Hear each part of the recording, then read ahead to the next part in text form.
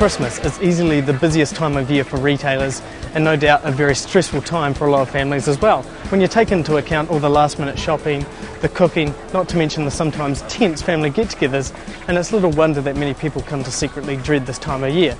So given that, why do we bother with Christmas?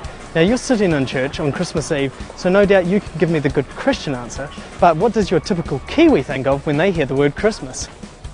When I mention the word Christmas, what do you think about?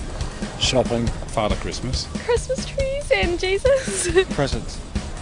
Drink. Money. Santa. Presents. Christmas tree.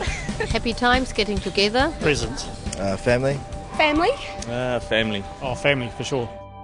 I think even if you're asking Christians about Christmas, many of us would talk about Christmas being about a time for giving, a time for caring, a time for loving, or a time to spend with your family. And although those are all good things that warm God's heart, I think it's all too common that we get caught up in the trappings of Christmas, and Jesus is sort of left as a side note to the whole thing. You see it a little bit more each year.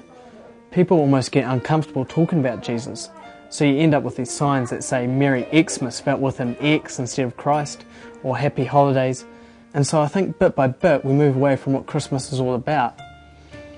If for a moment we took away all the hype and we took away the family and the presents and the food and even the Christmas tree, what is it that we're left with?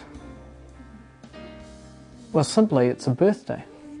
The birthday of Jesus Christ. And we often may remember this by way of a nativity scene or by recounting the story of the manger, the angel and the three wise men.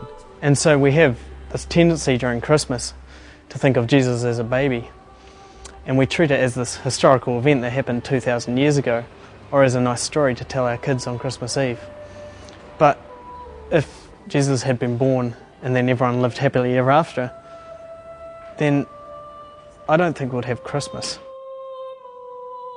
It's what he did after that point that makes his entrance into this world so important. The old man Simeon in the book of Luke saw it when he held Jesus at only 8 days old in the temple. He didn't see a cute little baby. He saw God's plan for the salvation of mankind.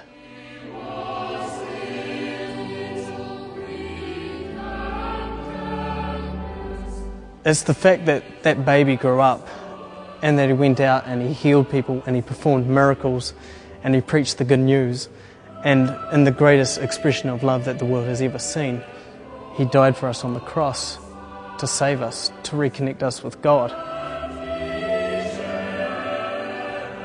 That's why so many years later we remember his birthday.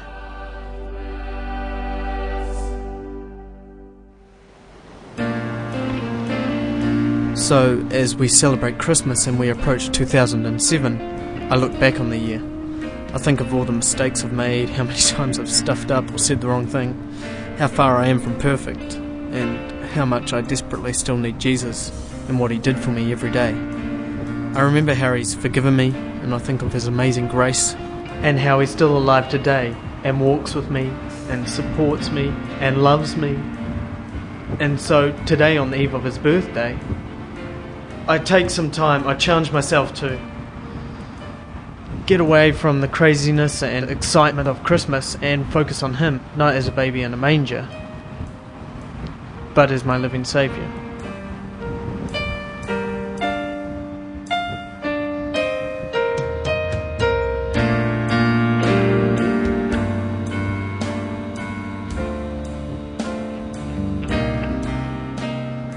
And as you go out to celebrate over the next couple of days with your family and with your friends, I hope that you too will take this opportunity to step back and recenter your Christmas on Jesus.